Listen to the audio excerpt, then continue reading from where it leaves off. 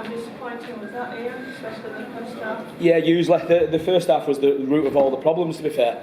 There was, you speak all week and go through everything that they're going to throw at you. They didn't do anything that we didn't expect to do. I think we've come here with the same attitude as probably maybe what Saints and Catalan have done, which is what we spoke about this week, about Salford have got a really good home record. Won 7 out of 10, I think it was, so they're 8 out of 11 now. And that had to be respected, and we had to treat it more like having an away playoff kind of game.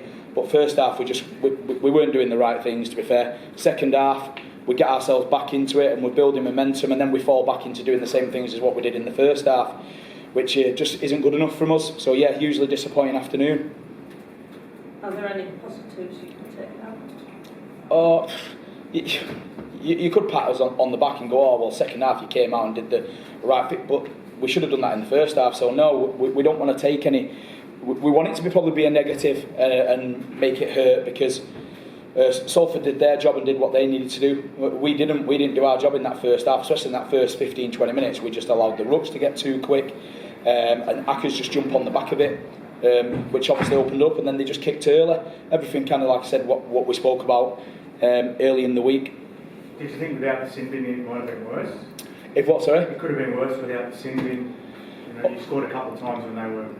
Yeah, to be fair, the sin bin was a sin bin. It was a dead set sin bin, and it's.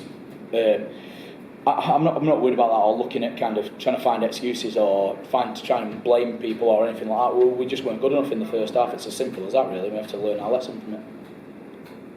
If Salford would sneak into the playoffs, could they cause some damage to you? Playing here, they could.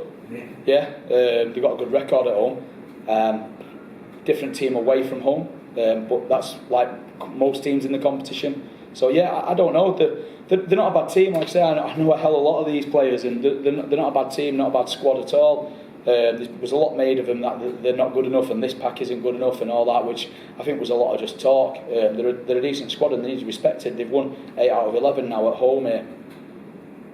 Even after today, you're still in a good spot, but there must be a sense of frustration that you could be really cementing yourself in the top 4 and take pass-up opportunities like today. Yeah, we spoke about that for the last few weeks. About 1 week we're great at things, and then the next week we're inconsistent at it. Whereas on our run to the Challenge Cup, say, we were consistent week in, week out all the time, and that's why you get success on the back end of it.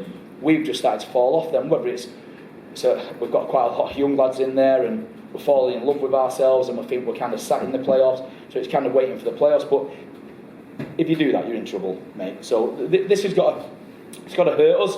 We've got to respond from it, really. I know the group, and I know the group are good enough to kind of respond on the back of it. It's just disappointing that we came here where we could have had an opportunity to seal that kind of 3rd place away from Catalan at this moment in time, and even pushed ourselves a little bit closer to Wigan to compete for 2nd place in the league. We've got to want that as a club, and while everyone's saying yeah, we're doing well and we're improving, well, you always want more, and we've got to want more as well as a team and as a club. Is this quite a major concern for you at the moment, the form? I know you're still 4 or 5 weeks off. Oh, no, the inconsistency is a little bit, but I know some of that consistency will come back with some of the players coming back and getting the actual right amount of game time. We lost Josh Jones again yesterday, so we changed that thing around. He wouldn't have made a difference in the game today, to be fair, the way we started. It was more to do with, you had people like Tyler Dupree and people like them running through and denting our line this week. So we've got to learn our lessons quickly from that. What was Josh's? Oh, he's a groin. He hurt it in the last game, but he trained majority of the week, but he felt it in the last session. So we just need to check it out. How did Chris Hill come through today? Yeah, he's fine, mate. Just lungs blowing a little bit. Probably played a little bit longer than what we anticipated or what we wanted him to play. So I think we got an head knock at the end because we were just about to get him off, and we got an head knock anyway, which enabled us to change both them.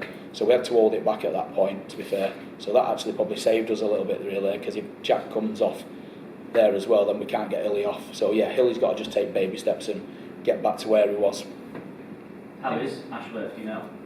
Yeah, he looks all right in there. He's just been sat next to us in the change rooms. He looks all right in there, mate. So fingers crossed he's fine.